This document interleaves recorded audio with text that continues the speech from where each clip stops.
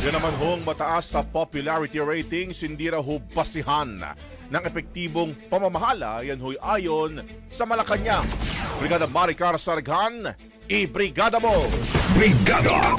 Live report! Iginiit ng Malacanang na hindi lamang dapat nakabatay sa survey scorecard ang sukatan ng epektibong pamamahala. Ito ang binigyang diin ni Executive Secretary Lucas Bersamin kasunod ng pinakahuling Pulse Asia Survey kung saan bahagyang bumaba ang trust at approval ratings ni Pangulong Ferdinand Marcos Jr. Paliwanag ni Bersamin, kung ang mga survey lamang ang pagbabasihan ng epektibong pamumuno, tila nababaliwala ang mas mahalagang sukatan tulad ng employment na mas maaasahang panukat ng pag-unlad ng bansa.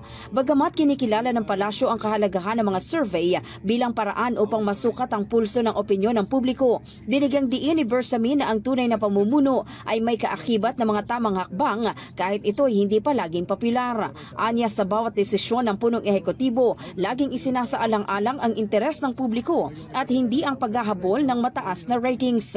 Patuloy umano ang Pangulo sa kanyang mga hakbang na nakatuon sa pagpapabuti ng buhay ng mga Pilipino, pagpapalago ng ekonomiya at pagtiyak ng magandang kinabukasan para sa bansa.